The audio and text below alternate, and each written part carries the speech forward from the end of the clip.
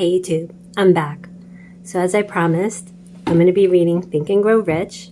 I have my kombucha, I have my light, and I have you guys. So we're going to start off in self-confidence formula, and I hope you enjoy it. Okay. Bluetooth mode.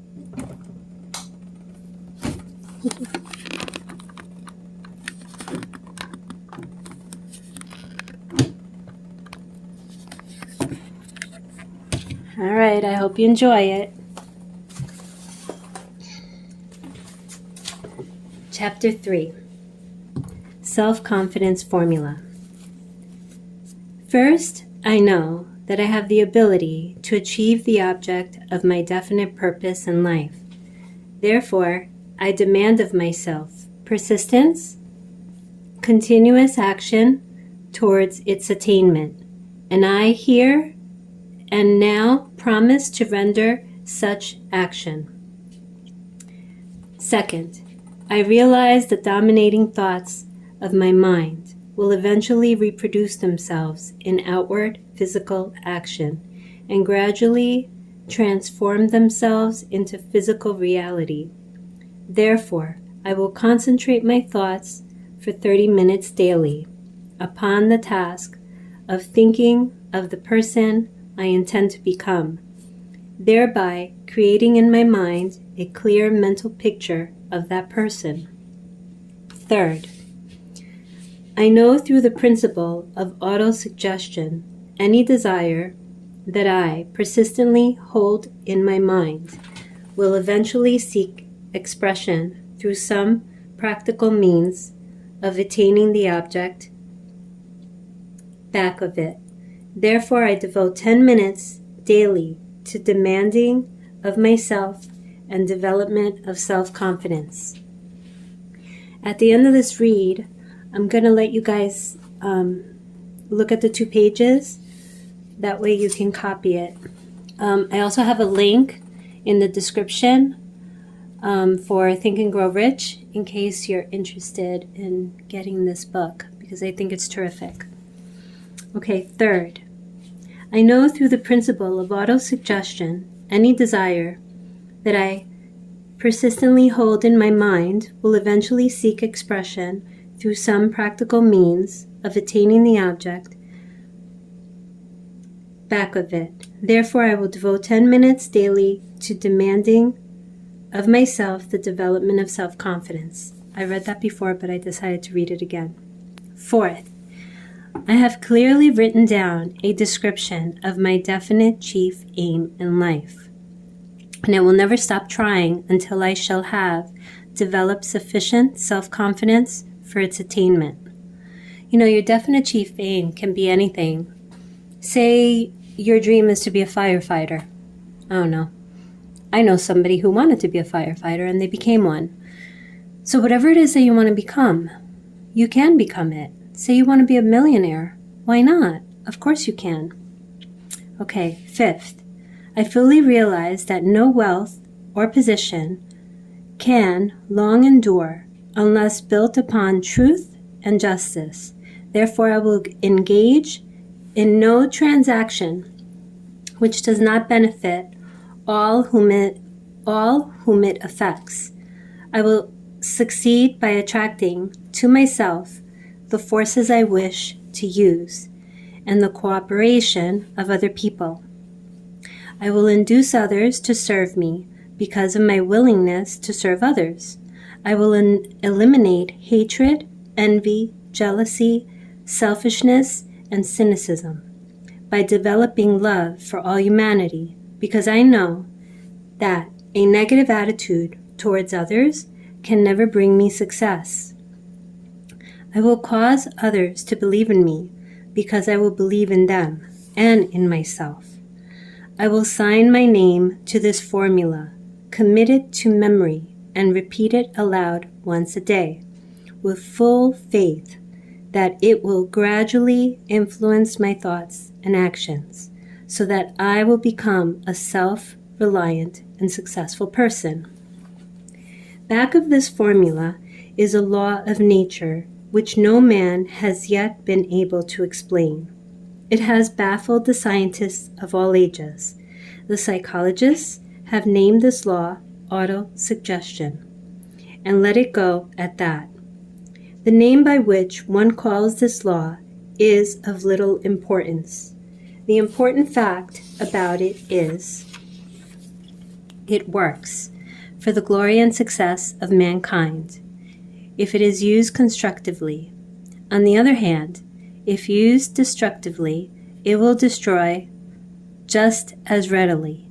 In this statement may be found a very significant truth, namely, that those who go down to defeat and end their lives in poverty, misery, and distress do so because of negative application of the principle of autosuggestion.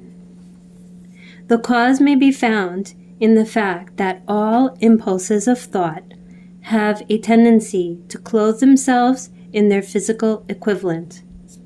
The subconscious mind, the chemical laboratory in which all thoughts, impulses are combined and made ready for translation into physical reality.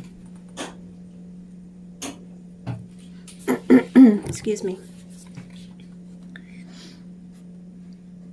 Makes no distinction between constructive and destructive thought impulses.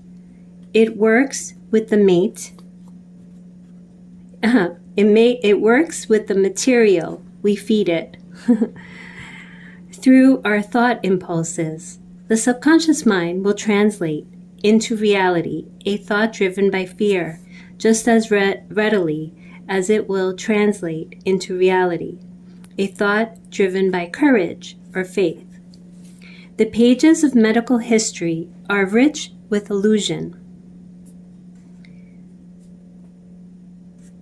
The pages of medical history are rich with illustrations of cases of suggestive suicide. A man may commit suicide through negative suggestions just as effectively as by any other means. In a Midwestern city, a man by the name of Joseph Grant, a bank official, borrowed a large sum of the bank's money without the consent of the directors. He lost the money through gambling. One afternoon, the bank examiner came and began to check the accounts. Grant left the bank, took a room in a local hotel, and when they found him 3 days later, he was lying in bed, wailing and moaning, repeating over and over these words, "My God, this will kill me. I cannot stand the disgrace." In a short time, he was dead. So sad. The doctors pronounced the case one of mental suicide. Just as electricity will turn the wheels of industry and render useful service if used constructively, or sniff out life if wrongly used, so will the law of autosuggestion lead you to peace and prosperity or down into the valley of misery, failure, and death.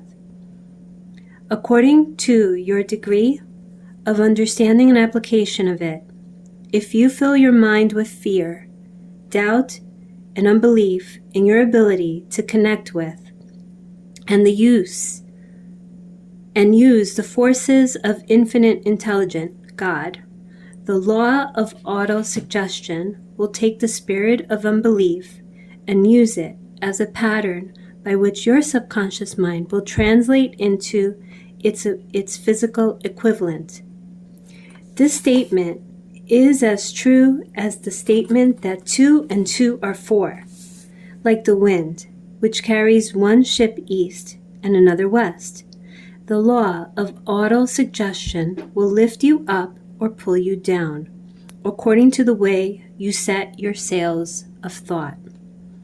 The law of autosuggestion, through which any person may rise to altitudes of achievement which stagger the imagination, is well described in the following verse.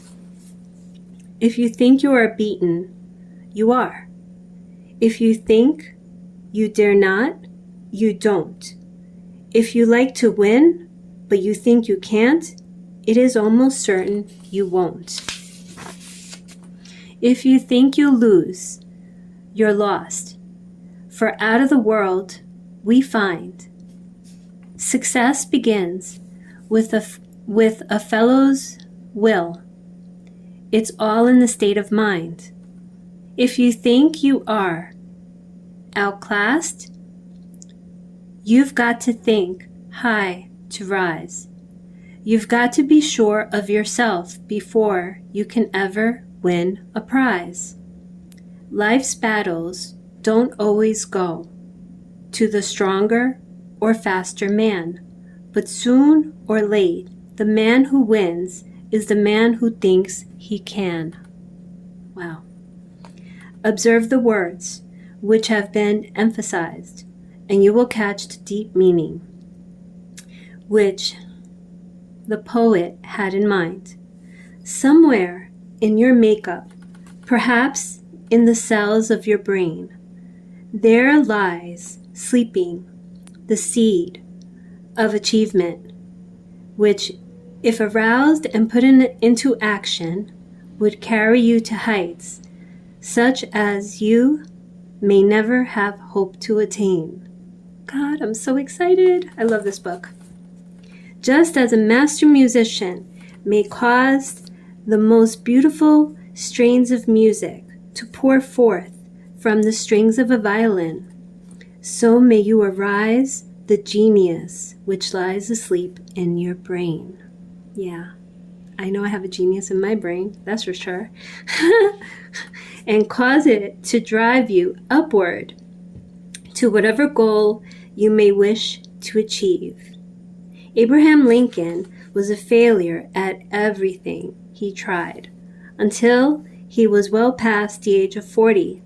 He was a Mr. Nobody from nowhere until a great experience came into his life, aroused the sleeping genius within his heart and brain, and gave the world one of its really great men. The experience was mixed with the emotions of sorrow and love. It came to him through Anne Rutledge, the only woman whom he ever